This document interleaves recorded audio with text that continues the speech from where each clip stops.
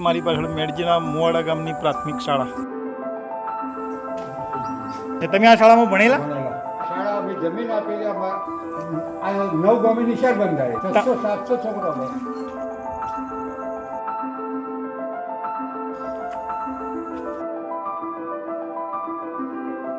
મેડજીના મુવાડા પ્રાથમિક શાળા આ શાળાની કાર્યાલય છે. એનું આ રસોડું છે.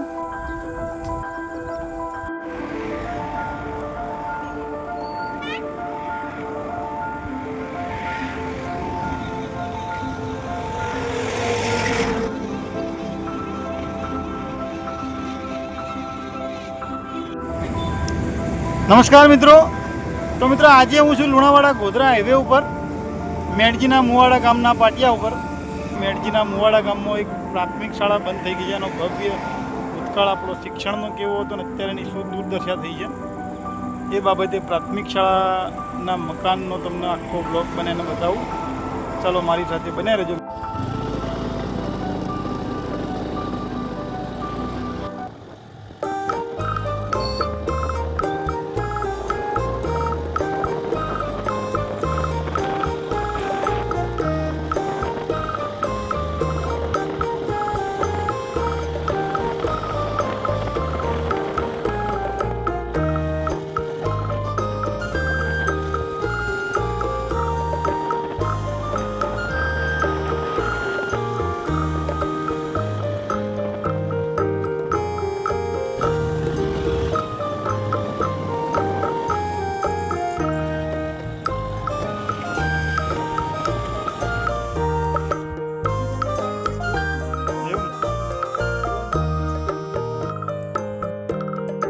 મેડજીના મુવાડા આપણે આવી ગયા છીએ મંગલેશ્વર મહાદેવના મંદિરે. આ રહ્યું મંદિર અને આ રહી એક્ઝેક્ટ મારી પાછળ મેડજીના મુવાડા ગામની પ્રાથમિક શાળા. મેડજીના મુવાડા ગામમાં આવવાનો રસ્તો. મારી બાઇક પડી. આ રહ્યો આપણો ગુજરાતના શિક્ષણનો ભવ્ય ઇતિહાસ કે જુઓ કેટલી ભવ્ય શાળા હતી ગામડામાં. હા, આ એનું જૂનું મકાન છે. અને મિત્રો શાળામાં અહીંયા આવતા આપણે મંદિરમાં આરતી કરી અને આરતી કરતી વખતે આપણને ગામના જ એક આગેવાન મળી ગયા જેમનાથી ઘણું જાણવા મળ્યું કે આ શાળામાં જમીન પણ એમને આપી હતી અને એ પોતે આ શાળામાં ભણેલા છે. તો આપણે પહેલાં એમને જોઈએ. નમસ્તે કાકા, શું નામ તમારું? વિનુભાઈ દલજીભાઈ. હા, વિનુભાઈ દલજીભાઈ પટેલ. તો આ વિનુભાઈ દલજીભાઈ પટેલ મેડજીના મુવાડા ગામના સ્થાનિક વતની છે અને પોતે આ શાળામાં ભણેલા છે. તમે આ શાળામાં ભણેલા? બરાબર. અને આ શાળા વિશે શું શું જાણો તમે? એટલે કે આ શાળા કઈ રીતના બની હતી? આ શાળા અમે જમીન આપેલી મારા પપ્પા ઘેર જો છોકરા ભણાવતા. બરાબર. છોકરા ભણાવ્યા પછી તે મંજૂરી લીધી છે અમને. હા, એ બધી ખબર નહીં. બરાબર. પછી આ 9 ગામે નિશાળ બંધાય. 9 ગામની શાળા બંધાય. બરાબર. પછી આ એ બધી અને આ શાળા 600-700 છોકરા ભણે. એટલે આ શાળા માટે જમીન તમારા પપ્પાએ દાદાએ આપેલી? દાન આપેલી. હા, દાન આપેલી. તો મિત્રો વિનુભાઈ ને? વિનુભાઈ દલજીભાઈ. તો વિનુ કાકાનું એમ કહેવું છે કે આ શાળા માટે એમના પપ્પાએ જમીન દાન આપી હતી. પહેલાં ઘરે છોકરાઓ ભણાવતા, પછી અહીંયા જૂનું મકાન બનાવ્યું, એના પછી અહીંયા મોટું મકાન બનાવ્યું. તો મિત્રો વિચાર કરો કે ભૂતકાળમાં ગુજરાતના લોકોમાં શાળા માટે અને ખાસ કરીને શિક્ષણ માટે કેટલી ઉત્સુકતા હતી, કેટલી જાગૃતિ હતી કે જો ગામના કોઈ આગેવાન લોકો થોડા ઘણા સક્ષમ હોય તો એ લોકો પોતાનું સર્વસ્વ આપી દેતા. ખેડૂતને જમીન આપવી એટલે એનું સર્વસ્વ આપી કહેવાય કે એમના પપ્પાએ જમીન શાળા માટે દાન કરી દીધી કે મારા ગામમાં શિક્ષણની સરવાણી વહે, મારા ગામમાં શાળા સ્થપાય. અને એમના માટે એમના ફાધરે જમીન ગવર્મેન્ટને આપેલી. બરાબર છે? તો તમે વિચાર કરો કે કેટલું બધું મોટો ત્યાગ કહેવાય. આ મોટી શાળા બનાવી એટલે કે આ જૂનું મકાન છે.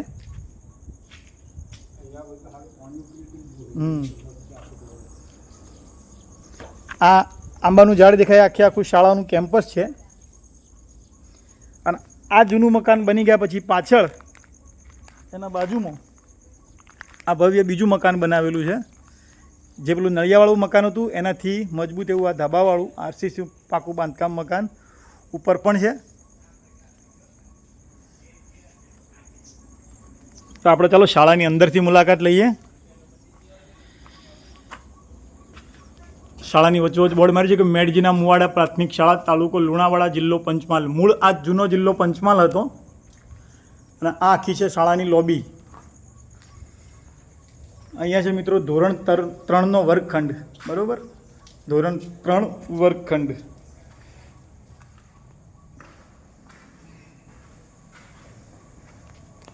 જો વર્ગખંડ અંદરથી જુઓ તમે, આખા જ ઓરડાની દરેક દિવાલ ઉપર શૈક્ષણિક ચિત્રો, શૈક્ષણિક માહિતી એ જ છે બધું. ગણિતની માહિતી છે, સામે વજન કોટાની માહિતી છે, ગુજરાતના શિખરોની, આ માનવ શરીરની, આ ગુજરાત રાજકીય નકશો, ભારતનો નકશો, આ બાજુ ગણિત સેન્ટીમીટર પરિમીટર, પછી આ બાજુ પંચમહાલ જિલ્લામાં મુખ્યત્વે થતા હોય એવા પાક એટલે કે ડાંગર, જુવાર, ઘઉં, મકાઈ. અહીંયા મસ્ત સ્લોગન લખેલું છે દિવાલ ઉપર, મહાન બનવું હોય તો નાના અને નમ્ર બનો.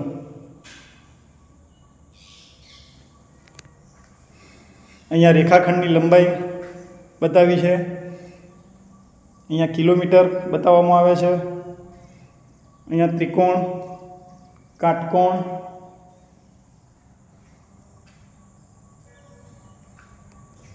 ક્ષેત્રફળની માહિતી છે, ઘન આકારોની માહિતી છે.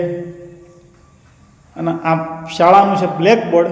આના ઉપરથી થોડી માહિતી મળે છે કે હું છેલ્લી જે તારીખ મારેલી છે એ મેડજીના મુવાડા પ્રાથમિક શાળા SMCના સભ્યો એટલે કે સ્કૂલ મેનેજમેન્ટ કમિટીના સભ્યો 2011, બરાબર. આમાં ગામના સ્કૂલ મેનેજમેન્ટ કમિટીના ટોટલ 9, 10, 11, 12 સભ્યો પણ છે. 12 નામ છે. નાયકા પ્રભાતભાઈ મંગળભાઈ અધ્યક્ષ, નાયકા રેવાબેન જયંતિભાઈ ઉપાધ્યક્ષ.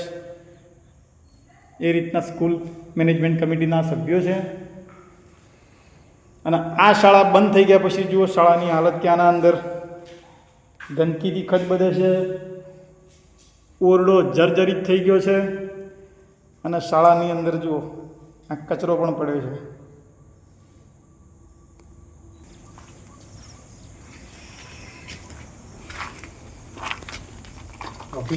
આ છે શાળાની કાર્યાલય એટલે કે પ્રિન્સિપાલની રૂમ. ખુલતો નથી. આ શાળાની કાર્યાલય છે, પ્રિન્સિપાલશ્રીનો રૂમ છે, ઓફિસ એમની. અહીંયા પણ ગુજરાતના વિદ્યુત મથકોની માહિતી આપી છે. ટૂંકમાં શાળાના દરેક ઓરડામાં શાળાની સમગ્ર જે લોબી છે એમાં બધા જ બસ શૈક્ષણિક માહિતી જ છે. અહીંયા સ્લોગન છે, ઘણીવાર નિષ્ફળતા આપણી સાચી સફળતા હોય છે. ગુજરાતના જોવાલાયક સ્થળોની વિગત છે.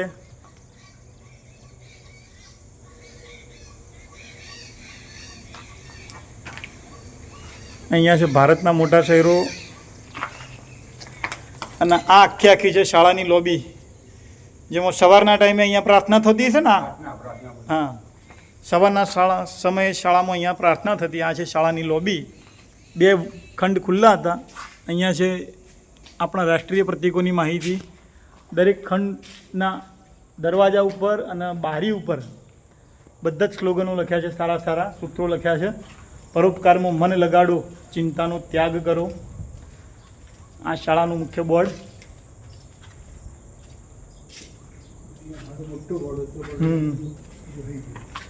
આ આપણું ઝંડા ગીત પણ દિવાલ પર લખેલું છે કે બાળકોને કંઠસ્થ થઈ જાય. બાળકોના રિસેસમાં હરતા ફરતા રમતા ઝંડા ગીતને આપણું છે રાષ્ટ્રગાન, આવા બધા જે ગાન છે એ આપોઆપ તૈયાર થઈ જાય. વિજય વિશ્વ તિરંગા પ્યારા, ઝંડા ઊંચા રહે હમારા.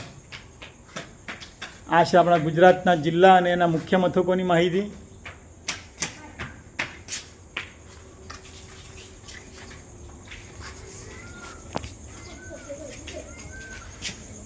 અહીંયા છે પંચમહાલ જિલ્લાના તાલુકા, જેમાં આપણો લુણાવાડા આવી ગયો, ખાનપુર આવી ગયો, સંતરામપુર અને કડાણા, જે અત્યારે વર્તમાન મહીસાગર જિલ્લાના તાલુકા છે. આ છે ગુજરાતના તીર્થધામની માહિતી. જાતિ નહીં, કર્મ જ માનવીની સાચી ઓળખ છે.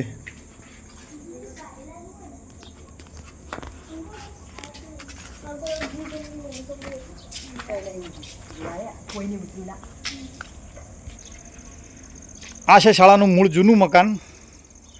આમાં તો ઉપરથી 2-4 વર્ષ પહેલાં હું આવ્યા એટલે ઉપર નળિયા ને બધું હતું. અત્યારે કશું દેખાતું નથી. પણ આ જૂના મકાનમાં પણ જો અહીંથી દૂરથી દિવાલો ઉપર સુંદર ચિત્રો, ભીંત ચિત્રોને બધું દોરેલું છે. અહીંયા પણ દરેક રૂમની લોબીમાં બ્લેકબોર્ડ છે. 1 2 3 4 5 6 7 બ્લેકબોર્ડ છે.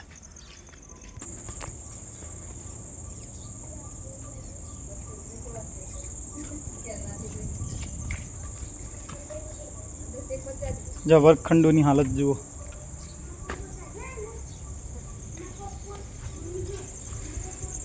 આખું મકાન જુઓ.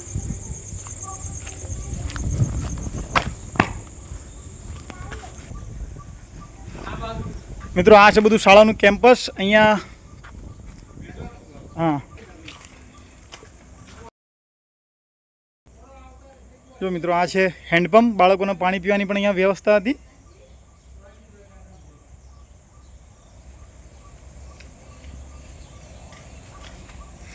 આખે આખું શાળાનું કેમ્પસ છે. અને આ છે આપણી શાળાના અંદર ચાલતી જે મધ્યાહન ભોજન યોજના હોય છે. આ રસોડું છે ને મધ્યાહન ભોજનનું. અરે વિનુ કાકાનું કહેવું છે કે આ શાળામાં જે મધ્યાહન ભોજન વ્યવસ્થા હતી એનું આ રસોડું છે. એમાં પણ બોર્ડ મારેલું છે ને અંદર લખેલું છે MVOYO એટલે કે મધ્યાહન ભોજન યોજના અઠવાડિક મેનુ.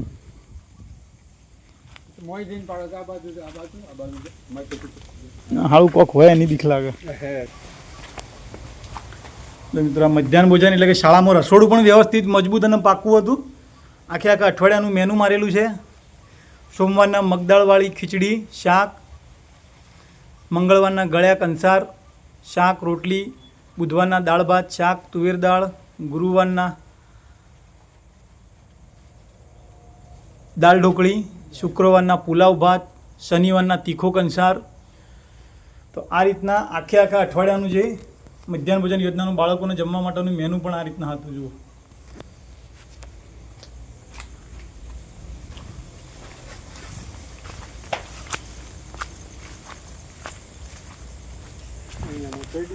કૂવો છે પાછો. અહીંયા કૂવો હતો. એવું દિવાલ નથી કૂવાના? ના છે પણ એ હા હા એ થઈ ગયું છે. હવ મિત્રો અહીંયા કૂવો હતો. આ મધ્યાહન ભોજનનું જે રસોડું છે એના બાજુમાં આ જો દિવાલ દેખાય તમને થોડી, આ કૂવો હતો. એમાંથી પણ પાણીનો ઉપયોગ થતો પીવા માટે, રસોઈ માટે. પાછું પાણી માપવાનું એ પણ હલકાવાળો. તો મિત્રો વિનુ કાકાનું કહેવાનું છે કે અહીંયા જ્યારે વરસાદ પડતો ને ત્યારે અત્યારે આપણે જે હવામાન ખાતા દ્વારા માપવામાં આવે છે કે વરસાદ આટલા ઇંચ પડ્યો, આટલા સેન્ટીમીટર પડ્યો, એવું વરસાદ માપવાનું યંત્ર પણ અહીંયા હતું.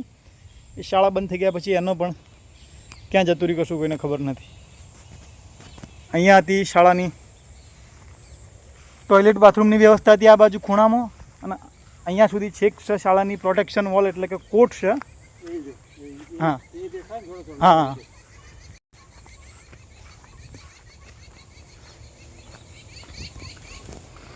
જો મિત્રો આ કોટની પાછળ હતું તળાવ નાનું એવું ભરેલું છે પાણીથી. આ સુંદર પીંપળો છે. જો સામે દેખાય દરવાજો, જે શાળાના અંદર ટોયલેટ બાથરૂમની વ્યવસ્થા હતી. અને આખું શાળામાં આવવાનો રસ્તો આ હતો. હા હા આ છે ખેતરોમાં જવા આવવાનો જમવાનો. આ વિનુભાઈની એમનો ખેતર છે અને એમની જ જમીન આપેલી છે.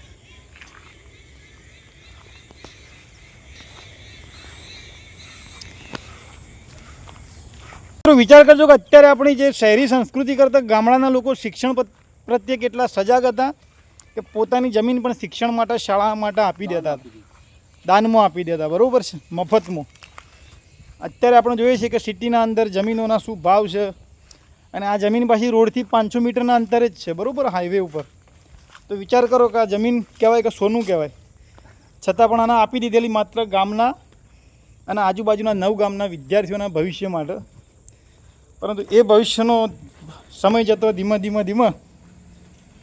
ધૂંધળું થઈ ગયું અને શાળા બંધ થઈ ગઈ અચાનક. અને છેલ્લા આમાં બ્લેકબોર્ડ પર લખેલું છે એ પ્રમાણે આમાં છેલ્લા 2011ની તારીખ મારેલી છે. એટલે કે 2011 પછી આ શાળા બંધ થઈ ગઈ છે. બરાબર. અને જો આ શાળાનું મકાન ફર્સ્ટ ફ્લોર છે ઉપર. ઉપલો મારે બે છોકરો બે ઉપલા મારે બે. ચલો આવું છે આપણે ઉપરના ફર્સ્ટ ફ્લોરે જઈએ.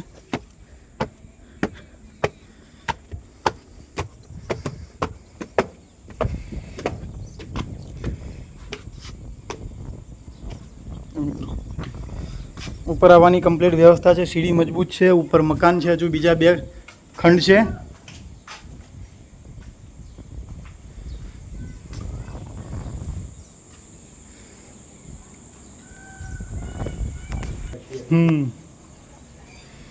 તો મિત્રો શાળાની અંદર પણ જે ઉચ્ચ પ્રાથમિક વિભાગ કહેવાય એટલે કે ધોરણ 6-7 અહીંયા લગભગ ઉપર 5મું 6ઠું ધોરણ બેસતું હોય એવી વ્યવસ્થા છે. અને આના બાજુમાં જ આ પણ આખી ડાબું ખુલ્લું છે.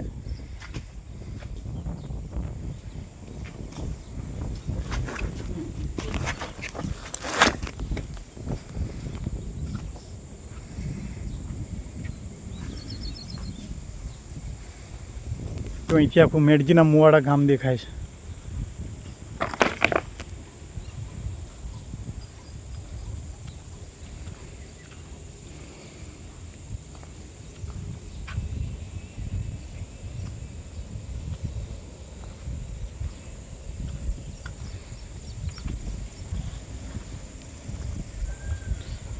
શાળાનું જૂનું મકાન, એના બાજુમાં શાળાનું નવું મકાન.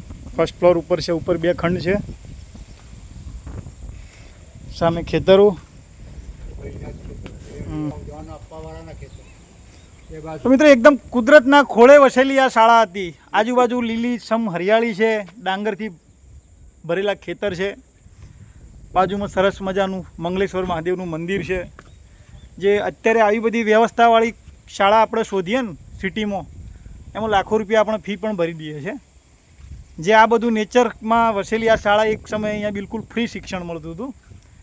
આવા તમે મોટા મોટા હોર્ડિંગ્સ જોતા હશો સિટીમાં લાગેલા કે કુદરતી વાતાવરણમાં નેચરલી બધી વ્યવસ્થા છે અમારી શાળામાં. સ્વચ્છ સુંદર હવા છે, ચોખ્ખું વાતાવરણ છે, અને આ રીતના પાછળ નદી છે, રોડ ટચ છે. આવી બધી જગ્યાવાળી સુવિધાવાળી શાળામાં આપણે લાખો રૂપિયા ફી ભરી અને પછી આપણા બાળકોને ભણાવીએ અને અંદરો અંદર મનમાં ગર્વ અનુભવીએ કે જુઓ અમારું બાળક કેટલી ઉચ્ચ શાળામાં ભણે છે. આ બધી જ સુખ સુવિધાવાળી શાળા ગવર્મેન્ટની હતી અને બિલકુલ ફ્રી શિક્ષણ હતું આમાં. ચલો ફરી એકવાર આ શાળાનું મૂળ મકાન. ના અહીં તો હાઈવે તો નજીક ને. હા, જો આ શાળાનું મૂળ મકાન અને એની પાછળ અહીંયા સામે 1 કિલોમીટર જેટલો દૂર છે લુણાવાડા ગોધરા હાઈવે.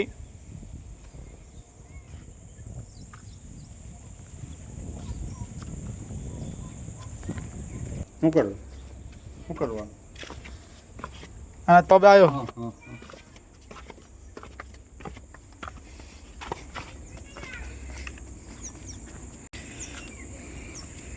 તો મિત્રો આ હતી આપણી મેડજીના મુવાડા ગામની પ્રાથમિક શાળાની મુલાકાત. અને ગુજરાત રાજ્યમાં શિક્ષણ પ્રત્યે સરકાર સાથે સાથે લોકોની પણ બેદરકારી અને નિષ્કાળજીના કારણે આટલી સુંદર સારી સરકારી શાળાઓ મૃતપાય થઈ ગઈ નહીં પણ કે નાશ પામી ગઈ, નાશ થઈ ગઈ. બરાબર છે. હવે વિનુ કાકાનું કહેવું છે કે અહીંયા આજુબાજુ 9 ગામના વિદ્યાર્થીઓ ભણવા આવતા અને લગભગ 700 થી 800 જેટલી બાળકોની સંખ્યા હતી વિદ્યાર્થીઓની. તો વિચારો કે એ સમયે આ શાળાનો તાલુકામાં કેવો ડંકો વાગતો હશે. કોઈ શાળાના 700-800 વિદ્યાર્થીઓ હોય તો અત્યારે લુણાવાડા નગરના અંદર આવેલી ગવર્મેન્ટ શાળામાં પણ આટલા વિદ્યાર્થી નથી જેટલા વિદ્યાર્થી આ લુણાવાડાથી 7-8 કિલોમીટર દૂર આવેલા એક ગામડામાં હતા. તો મિત્રો શું આ શાળા ફરી શરૂ થઈ શકે એ બાબતે તમારા કોઈ સૂચનો હોય તો જણાવજો. અને મારો આ વિડીયો ગમ્યો હોય તો આ વિડીયો અને આ શાળાનું લોકેશન ગવર્મેન્ટ સુધી પહોંચે અને ફરીથી જો આ શાળાની અંદર બાળકોની કિલકારીઓ ગુંજતી થાય અને નાના નાના આજુબાજુના ગામડાના ગરીબ કુટુંબના બાળકો આ શાળામાં મફત શિક્ષણ મેળવે એવી સરકાર કોઈ વ્યવસ્થા કરે તો મિત્રો મારો વિડીયો બને એટલો શેર કરજો. તમને ગમ્યો હોય તો લાઈક કરજો, કોમેન્ટ કરજો. બરાબર છે. ચાલો મિત્રો આવજો. Good bye.